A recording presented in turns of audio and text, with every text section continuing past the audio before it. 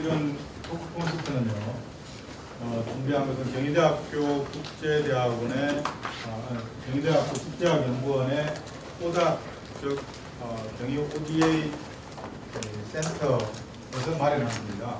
국제개발 협력이라는 것은 선진국이 대외 원조를 통해서 유증기에 지원을 하는 그런 활동을 얘기하는데, 그 활동이라는 게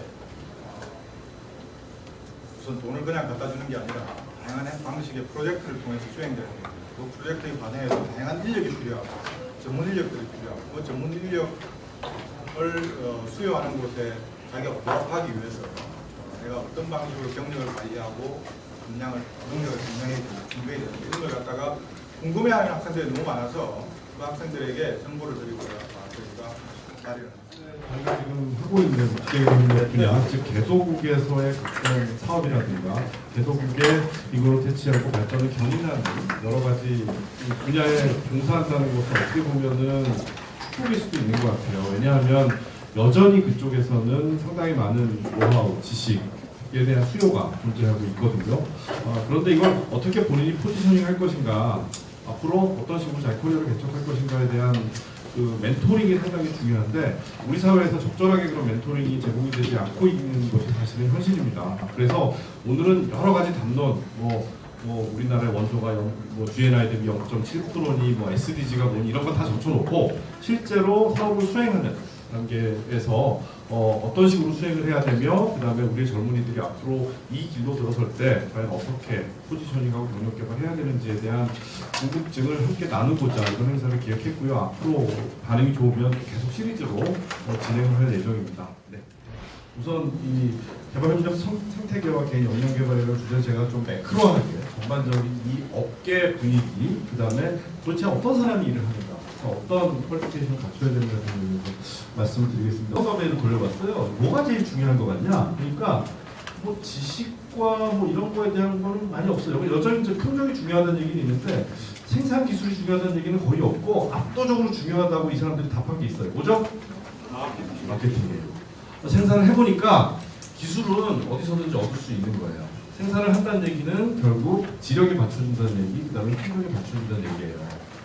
근데 생산을 한다고 해서 그게 곧 소득으로 이어지진 않아요. 우리는 굉장히 일면적인 사고를 하고 있는데, 그러니까 생산을 하면, 많이 생산을 하면 이것이 결국 소득으로 이어집니다. 안 그럴 수도 있거든요. 왜냐하면 많은 경쟁자들이 있고, 그 다음에 특히나 아프리카 같은 데는 시장의 대부분을 중개상들이 컨트롤합니다. 그래서 도매상들이 와서 트럭에다가 감자를 실어서 자기들이 시장에다 이제 유통을 시키는데, 길 제대로 안 나 있죠. 그 다음에 트럭 하나 가지고 있으면 재벌이에요, 거의. 그 사람들이 그 마켓을 컨트롤할 수 있는 힘을 갖고 있어요. 그렇기 때문에 와서 사간 매집상들한테 결국은 가격 결정권을 빼앗길 수밖에 없어요. 그래서 시장이 이성적으로 움직이는 시장이 아닐 수 있다는 거예요. 그래서 내가 아무리 많이 생산을 해놔도 결국 헐값을 넘길 수밖에 없다는 이런 상황들. 이 두 가지 사례에서 제가 드리고 싶은 메시지는 기술이 다가 아니라는 거예요. 기술 외에도 물론 기술은 기본적으로 중요하지만 현재 풍토, 문화, 그 다음에 무엇보다도 비즈니스, 이런 일반적인 제네릭 스킬들이 정말 중요하다는 거, 이게 제 논점입니다. 사실은 어떤 사람들이 개발을 하냐를 봤더니 크게 두 가지 부류예요. 기술 전문가가 있고 국제개발 전문가가 있습니다.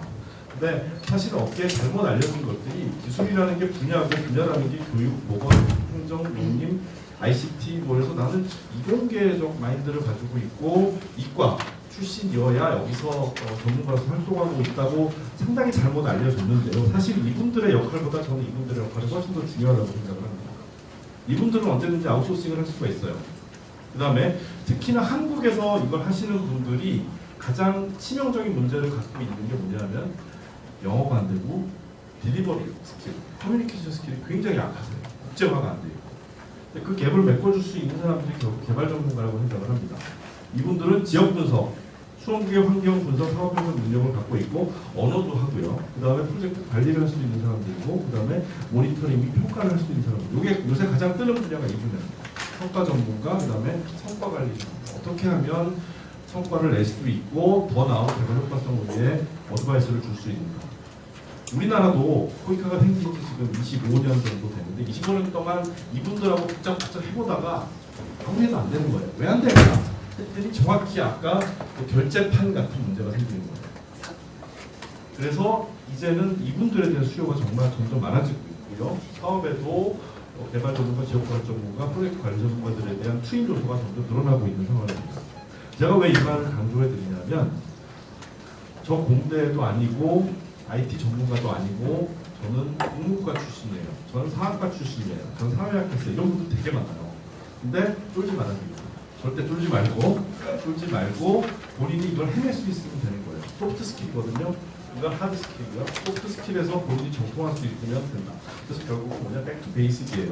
어떤 게 독일에서 나온 전문가들의 기본적인 역량인데 knowledge, method, management, vision, sector 뭐 이런 것들이 있는데 섹터는 하나에 불과해요. 섹터라는 게 이제 공학적 논리거든요. 근데 나머지 논리들이 할 수 있는 분들이 충분히 많다는 걸 외국의 사례를 통해서 이제 말씀을 드리는 거고요. 웨어투 랜드인데 어떤 직업이 있는가 되게 궁금하실 거예요. 일단은 국제기구 많이 이제 뭐 꿈을 갖고 계신 분이 있을 텐데 요거 잠시 적어두세요. 요거는 특히 유엔은 지워버리세요. 돈 없어요. 유엔은 이제 돈 없어요. 전 국제기구를 꿈꾸신다면 MDB 개발은행을 타겟으로 하세요. 개발은행을 타겟으로 하실 때 바로 가시려고 하지 말고 뭐 하세요. 어디서든 뭐 해서 최고가 되세요. 그럼 개발은행에서 전화가 와요. 아니면 여러분 자신 있으면 처음에 인턴이나 리서치fellow 비정규직으로 가서 워싱턴이나 제네바에서 밑으로 기는 방법도 있습니다. 근데 이건 본인이 좀 resilience가 있어야 돼요. 본인이 받쳐줘야 돼요. 긍정적인 측면이 있다면 우리나라에는 ODA라는 기관이 굉장히 많아요. 그래서 업계에서는 이거 분전하다, 문제다라고 얘기하는데 저는 이거 굉장히 좋아합니다. 왜냐하면 분전화가 많이 되면 될수록 일자리도 많아져요. 그래서 뭐 농어촌 공사라든가 뭐 정보화진흥원이라든가 이런 데서는 직업들이 어느 정도 일자리가 나오고 있는 상황이다. 그 다음에 이제 가장 많은 고용을 창출하는 게 프라이빗 펀드입니다. 민간 회사가 역시 개발 분야에서도 압도적으로 많은 고용 창출 효과가 있습니다. 플렉서블 해야 됩니다. 그래서 이제 여러분이 어댑테이션 스킬, 포커스 스킬, 그러니까 상황에 적응하는 능력을 많이 키우셨으면 좋겠고요. 그 다음에 첫 술에 배부르지 마세요. 그러니까 첫 번째 직업이 굉장히 중요한데 지금 첫 번째 직업이 평생 직장은 아닙니다. 그래서 여기 계신 모든 사람들은 다 첫 번째 직장에 지금 존재하지 않아요. 한 번쯤, 두 번쯤 이제 움직여 본 사람들이거든요. 그러니까 커리어는 결국 계속 진화하는 거다라는 거고요. 결국 첫 번째 직장이라는 건 스태핑 스톤에 불과하다는 거고요. 그 다음에 우리 졸업생들 사례를 볼 때 처음 직장들은 가기에는 얘가 좀 아깝다 이런 게 되게 많았어요. 그런데 결국은 나중에 다 진화해서 찾아가더라고요. 그래서 메시지는 끊임없이 진화하고 혁신하는 자세를 가는 게 좋겠다라는 게 오늘의 메시지가 되겠습니다. 감사합니다. 이런 분야에서 국제개발 전공한 사람들이 어떻게 갈 수 있느냐 뭐 이런 분야 이런 얘기였잖아요. PO 가운데 지금 PO를 보면 한 5-6개의 부분을 이렇게 흘러주셨는데 저는 이제 사실 혼자 생각을 해보면서 한 3가지 정도 분야로 나눌 수 있겠다라는 생각을 했어요. 우선은 미리 나와 있는 컨설팅하는 회사들, 개발 사업을 할 때 있어서 직접 하는 사람들이 있지만 직접 못하는 사람들이 있고 하니까 그런 거를 지원해주는 그런 컨설팅하는 업종이 하나가 있겠다. 물론 이제 개인적으로는 저도 그 업계가 좀 이렇게 활성화가 돼서 미다를 졸업한 제가 좀 많이 쓰였으면 좋겠다라는 그런 생각 가지고 있지만 교수님 말씀하신 대로 그렇게 활성화된 단계는 아닌 것 같아요. 근데 첫 번째로는 기업에서 국제개발하는 사람 기업에 간다라고 했을 때 저는 그런 업무를 할 수 있을 것 같고요. 회사마다 CSR이라는 타이틀을 달고 있지만 범위가 굉장히 다양하거든요. 근데 이제 적을 알아야죠. 여러분들 막 취업을 하는 거잖아요. 그래서 기업들 딱 봤을 때 어떤 기업은 사회공헌 업무, 그러니까 사회복지, 예전에 전통적인 사회복지에 가까운 그런 사회공헌 하는 업무를 가지고 그냥 CSR일 팀이다 이렇게 얘기하는 기업들도 있고 아니면 저희 회사 같은 경우는 이제 사회공헌 업무가 한 절반 정도 있고요. 또 다른 CSR 영역은 사실은 CSR 리스크 관리라고 해서 기업이 비즈니스를 막 하면서 발생할 수 있는 그 부정적인 영역들이 굉장히 많아요. 그런 차원에서 리스크를 관리하는 것도 사실은 CSR 영역에 포함이 되고 있어서 어떤 회사가 저 CSR 팀에서 왔습니다 라고 했을 때는 굉장히 넓은 범위까지도 포괄하고 있다고 보셔야지 될 것 같아요. 국제개발을 약간 본인의 무기가 되려면 사실 그게 전면에 있지 않고 이 사람이 영어도 참 잘하고 해외 경험도 많고 여러 가지 참 똑똑하고 컴퓨터도 잘하는데 국제개발까지 능력이 있어. 이런 사람으로 포지셔닝을 하는 거죠. 즉 국제개발 벌이는 얘기는 기업 안에서 CSR 쪽으로 이제 뭔가 하고 싶다고 하면 그냥 요즘에는 보니까 일반 기업 들어가듯이 들어가는 게 하나의 방법인 것 같아요. 뚜렷한 방법이 아니라고 생각하실 수 있지만 CSR 할 수 있는 방법이 그게 가장 현실적인 방법이다. 국제개발 협력의 많은 부분들이 컨설팅이랑 밀접한 관계가 있어요. 근데 제가 얘기하는 컨설팅은 클라이언트의 요구사항에 따라서 주어진 문제를 논리적으로 방법론에 따라서 솔루션을 도출하는 일련의 과정과 산출물을 얘기를 합니다. 이때 필요한 것들이 바로 역량이라는 건데 클라이언트의 요구사항에 따라서 커뮤니케이션 역량이 필요할 거고요. 주어진 문제를 프로블럼 솔빙이 필요하겠죠. 논리적으로 로지컬 띵킹이 필요할 거고 방법론에 따라서 체계적으로 절차적으로 일할 수 있는 마지막으로 문서를 작성해서 아웃풋을 딜리버리할 수 있는 이런 역량들이 필요하다는 거예요. 더더구나 이쪽 필드는 여러분들이 어떤 프로젝트를 어떻게 시작을 하시냐에 따라서 앞으로의 커리어가 굉장히 달라져요. 국제개발협력이랑 비즈니스 컨설팅이랑 굉장히 교집합이 많이 있어요. 근데 이걸 다 설명드리기는 어려울 것 같고요. 뭐가 있냐 하면 제일 중요한 건 저겁니다.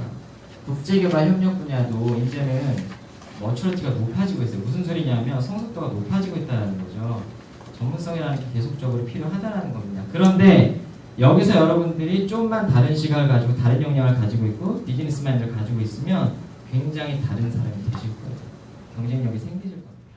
어쩌다 중국이라는 교환학생 생각이 있고 시험을 해서 그 회사에서 좀 더 전문성이 있는 영역에서 일을 하고 그다음에 아직 NGO나 이렇게 처음 알았다고 생각했는데 교수님한테 알았더니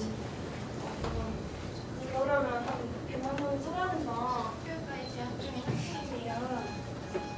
지금 포이트나 국내버스 같이 아동을 대상으로 하는 많은 기관들이 있는데 지금 많이 진행이 되고 있고 많이 유명하고 그런데 앞으로도 이 아동 쪽으로 국제개발 협력을 할 수 있는 길이나 다양성, 가능성들이 많이 있는지 알고 싶습니다. 저는 그 경영학과 학생으로서 특히 마케팅과 프로젝트 사업 관리 그리고 펀드레이징에 관심이 많습니다. 그런데 이 분야의 전문성을 살리려면 어떻게 준비해야 하는지 궁금하고요. 또 이 학부의 전공이 앞으로 제 대학원 전공 국제개발 협력 석사 과정을 하고 싶은데 이 전공과 어떤 일치성이 필요한지 그거에 대해서도 여쭤보고 싶습니다. 그 회사 다니면서 어떤 국제 개발 쪽으로 전복을 시킬 수 있을까 하는 친구는 있는데 제가 잘 모르겠어서요. 다른 분들 아마 여기 계신 분들이 조언을 하지만 그게 정답이 아닐 수도 있을 수도 있어요. 그렇지만 조언들을 참고해서 여러분들이 결정하시면 되죠. 진짜 다양한 분야에 전공하신 분들이 오셨네요. 아무리 국제개발 분야라고 해도 중요한 게 사실은 예를 들어서 예전에는 사회공헌이다 혹은 그러면 그냥 기부하는 게 많았어요. 우리 밥 좀 주고 불쌍한 사람들, 가난한 사람도 없고. 근데 사람들이 이제 알게 된 거죠. 그게 지속 가능하지 않아요. 자선적 차원에서 도와주고 뭐하고 하는 건 너무 지속 가능하지 않고 그 사람들이 이렇게 프로핏을 만들어낼 수 있는 생태계를 만들어주는 게 더 중요하다는 게 국제개발도 그렇고 CSR도 그렇고 약간 트렌드에 가깝거든요. 어떤 분들은 내가 이쪽에만 관심 있어라고 말씀을 하시는데 경험들이 많으실 수도 있겠지만 절대로 내가 생각한 대로 흘러가지 않습니다. 근데 플랜 B를 내가 세워놓지 않으면 이건 생각을 하셔야 돼요. 내가 어떤 성향인지에 따라서 플랜 B가 나의 도피처가 되는 스타일들은 플랜 B를 세우시면 안 되고요. 이 플랜 B가 진짜로 나의 플랜 B가 되는 그런 분들이시랑 플랜 B를 세우셔야 되는데 그래서 아까 풀링을 하라고 말씀드렸던 것들은 이 안에서도 아까 보여드렸잖아요. 어느 쪽으로 내가 갈 건지 판단 잘 하셔야 됩니다. NGO가 굉장히 멋있게 보이잖아요. 사회공헌을 할 거고 여러분들이 잡을 잡는다는 건 현실이거든요. NGO는 정말로 내가 뭔가 사명감이 있으신 분들이 아닌가 하면은 피하셔야 하고요. 그럼에도 불구하고 국제개발 쪽이 제가 관심이 많은 이유는 뭐냐면 마켓이 점점 커지고 있다는 거예요. 적어도 컨설팅 퍼스펙티브는 그렇습니다. 그리고 국제개발 쪽이 좋은 건 뭐냐면 지역 전문가가 되면 좋은 게 뭐냐면 여러분들이 국제개발을 하다가 아니야 돈벌레라고 했을 때 그 지역에서 여러분들이 다른 어퍼튜니티를 찾을 수 있는 확률이 굉장히 많아요. 한 2시간 정도 들어간가? 지금 예정대로 너무 길어졌습니다. 근데 여러분들 같은 것 같아요. 그것도 국민들 그리고 또 여기 강사분들이 너무너무 전문적이고 그리고 훈련을 때문에 좋은 콘서트가 되지 않았습니다. 오늘 같이 이 참석해 주신 우리 세 분의 인사님들 여러분 박수 부탁드립니다.